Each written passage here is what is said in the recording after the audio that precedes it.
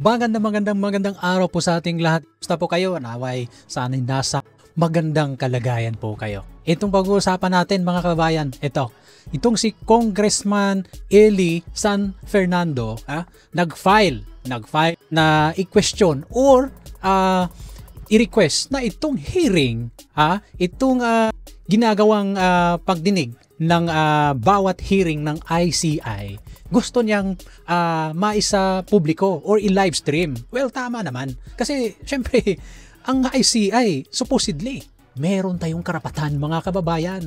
Dahil, ang pinag-uusapan dito is pira natin. Pira natin mga kababayan na dapat tayo ay makikinabang. Pero, sinong nakikinabang? Itong mga putang inang mga politikong hayop na walang ginawa kundi tangan sa ating kaban ng bayan. Eto, panoorin natin itong sinabi niya dahil syempre hindi lang bilyones ang ninakaw nila sa atin.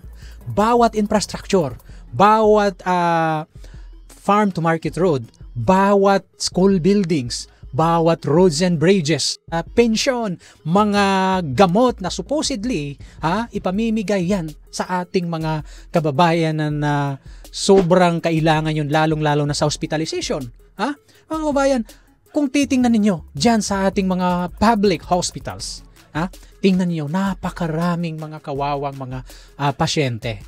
Unang-una, supposedly, yung stretcher, yung hospital bed, designed for one patient. You could imagine, minsan nakikita mo tatlo sa isang hospital bed ang nakaupo or nakahiga.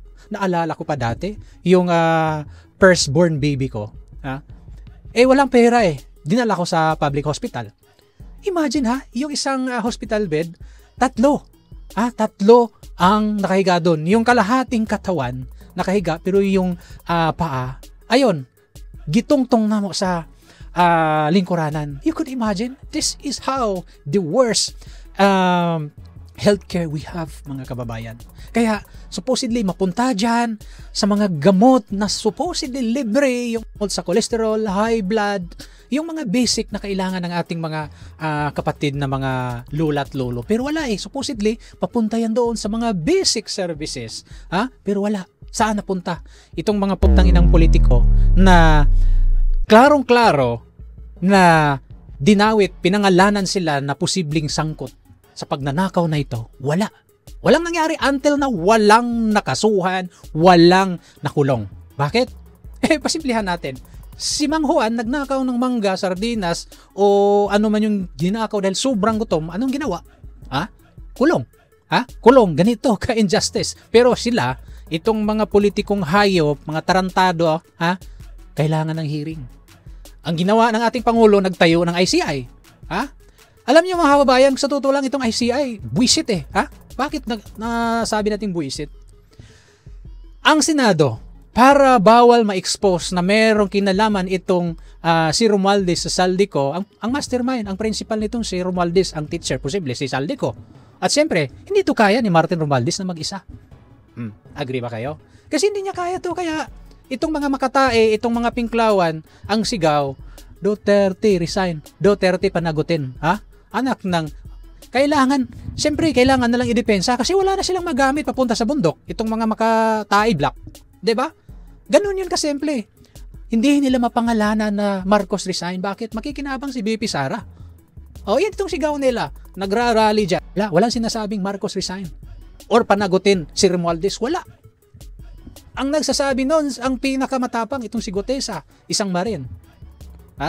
Si Diskaya, medyo nag-iba yung mga statement ng mga Diskaya at itong mga engineer sa DPWH. Mga kababayan, kailangan, dapat talaga ma-televise, ma-livestream ang hearing na ICI. Basin ka mo rin nagsabot-sabot sa inyong isabutan diha. Karon, nagbisita ang US Ambassador. Walang protocol. Kailangan na mangialam. Bakit kailangan natin ng intervention ng US? I don't think so. Huwag tayo magiging tuta. Meron nang EDCA libre yan. Supposedly, meron siyang bayad. Bakit tayo ina-allow natin yan? Itong EDCA ni Marcos. Kailangan magbayad yung US. Pagdating sa atin, libre. Pero pag tayo, di ba, samot-saring requirements na qualify ka naman tourist, di ba? Mga kababayan, ito, panoorin natin itong sinabi at final ni Congressman Eli San Fernando dyan sa korte. Kasi kailangan natin. You could imagine nawala na yung Senate hearing sa Blue Ribbon. Hindi natin alam kailan yan mababalik. Ngayon, nawala na rin sa Kongreso. Ngayon, ang ginagawa ni Marcos, syempre, i-delay niya. Kasi ayaw nila mapangalanan, ayaw nila masangkot. You would imagine, ang mastermind, allegedly mastermind, gagawing state witness, buwisit, diba? Sinong di mabibuwisit niyan, mga kababayan? Ganito, mga walang hiya, itong nasa gobyerno. Bongbong Marcos, bakit hindi mo unang paimbestigahan yung balwarte mo dyan sa Ilocos Norte? Alam natin na meron kang flood control dyan. Ang anak mo yung congressman dyan, dapat kasama yan sa imbestigahan. Pero bakit ngayon? Pagdating sa'yo, wala, patay yung issue. Kaya nga, saludo tayo nitong kay Congressman Eli San Fernando dahil nag-file talaga siya to request the ICI should do the live stream in every hearing nila. Kaya ito, panoorin natin mga kabayan. The credibility of the ICI. Ginagamit to para pagtakpan yung mga kaalyado ng administrasyon. Ayan mga boss, dahil hindi naman natin nakikita at nalalaman kung anong pinagagawa dito sa ICI, pupunta tayo dito mismo para magsumite ng urgent appeal na i-live stream ang lahat ng proceedings ng Independent Commission for Infrastructure. Sa halip na magbigay ng sagot, nangyayari, mas maraming tanong at kalituhan ang nangyayari dulot ng ICI. Exactly. Bakit kanyo? Bakit kasi tinatago? Hindi natin alam kung anong pinag-uusapan at anong nangyayari doon sa loob ng proceedings. Ang pinag-uusapan natin dito ay daang bilyong piso o maaaring trilyong piso na nawala, natangay. You can imagine the magnitude sa nawala. Magnitude sa pagnanakaw nito. Bilyones and even trilyones. Tapos hindi nila i-televise. Anong pinagtatakpan ninyo, Bongbong Marcos? Ngayon, kasi itong ICI, walang mandato. Walang mandato mag-imbestiga. Ano bang nakasaad sa batas natin? Ang allowed na mag-imbestiga, mga kababayan, sa ating gobyerno, unang-una ang pulis, NBI, CIDG, and Ombudsman. Ang magfa-file ng magsawata sa mga public official itong Ombudsman. Ngayon, para madali, hindi agad diretso sa Ombudsman, nag-create si Bongbong Marcos dito ng ICI. Tapos itong ICI na to, hindi i-televise kung ano yung hearing nila. Ngayon, anong tinatago ninyo? Meron ba kayong tinatago? O talagang binibwisit mo kaming mga Pilipino? Kung kalaban ninyo, agad-agad dadalhin sa The Hague, former President Duterte. Ngayon, ang sangkot, itong si Saldico, hindi makakancel yung pasaporte. Ngayon, ang ninyo, para kayong nag-aabogado kay Saldico. Bakit hindi nyo makakancel ang passport ni Saldico? Kasi ang grounds sa pag-cancel ng pasaporte is mayroong national security. Ngayon, pagkalaban, agad-agad makancel yung passport. Pero ito si Saldico, bakit hindi? Ano yung tinatawag nating national security? Itong pagrarally, itong mga nagraransak lahat at mga madugong rally noong September 21, that's enough to we call it national security. Kasi pwedeng ma-destabilize ang ating gobyerno. That's we call as national security. Kailangan makancel itong putang inang passport ni Saldico bago yan makakuha ng pasaporte sa ibang bansa. Mga kababayan, pag meron kang pera, and even in the Spain, pwede kang bumili ng property, nagkakahalagang I think almost $500 million ng property, pwede kang mabigyan ng passport at agad ka na magiging European. Pwede nyong i-google, I might wrong with my figures, pero meron dyan dito sa Europe na pwede kang makabili ng pasaporte as long as meron kang pera. Ganon. Barya lang po yan kay Saldico.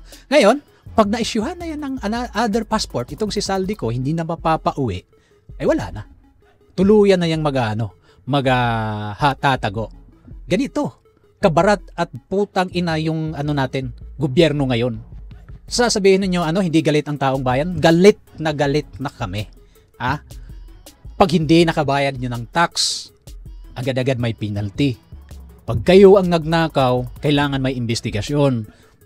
Gagawin para madali ang hearing, mayroong mag-undergo ng medical treatment. Kagaya kay Martin Romualdez, anong ginawa? na-postpone ang hearing ng ICI because he will undergo a medical procedure. Itong putang ina. After noon, pag natumbok na, kasi hindi nila kayang pagtakpan, mapupunta na yan sa wheelchair. Tapos, hindi na makukulong. Gaya ng mga nagnakaw ng mangga na parang sardinas dyan sa kulungan sila, house arrest, hospital arrest, with aircon, with television, at iba pang napakagandang amenities. Ganito ka-unfair ang batas, mga kababayan, di ba? So, dapat yung akusado na ito, kasi sabi nila, hindi matuntun si Saldico. Well, of course, nasa ibang bansa. Alam natin, I think nasa Portugal. Bakit hindi nyo i-cancel yung pasaporte? Tuwa na tayo sa mga pautot nitong mga hayop na ito nasa gobyerno. Kasi, buti merong naglakas loob na mag-file doon sa to request an immediate action na ma-televise itong hearing ng ICI. And ghost flood control projects. Matter of public interest yan. Exactly. Karapatan nating malaman kung ano ang nangyari at saan napunta ang pera nating mga manggagawa at ordinaryong Pilipino. Diba? Ng ICI, wala daw sila nakikita na direktang koneksyon. Until now, wala di manong nakita ang ICI na magli-link dito sa mga public official na involved sa ghost project at flood control anomalies. Putang ina talaga. Sa totoo lang, nakaka-PI mga kababayan. Ganito sila kahayop. Tinatarantado na tayo. Kailangan nating mag-ingay mga Zinzi. Sa Madagascar, ang tapang ng mga Zinzi doon. Sana tayo, mga kababayan, mga Zinzi, wag tayong magpaano, TikTok lang kayo, ganyan, prank, makibaka kayo. Be a patriotic. Bayan natin to. Kailangan natin mag-ingay. Kinabukasan ninyo, nakasalalay dito, dapat mag-ingay kayo, dapat makibaka kayo, hindi yung baliwala lang. Mga Ginji, mag-ingay kayo. Kailangan tayong mag-ingay. Sino pa ba? Sino ang may malasakit? Sinong magmamalasakit sa ating bayan kundi tayo kapwa Pilipino? Diba? Mga kabayan, dito lang po. At sana'y patuloy ninyong suportahan ang ating video. Kung bago kayo sa ating channel, hingi ng konting lambing, masubscribe itong ating munting channel. God bless po, ingat po kayo palagi, mahalin natin ang ating bansang Pilipinas. Bye-bye.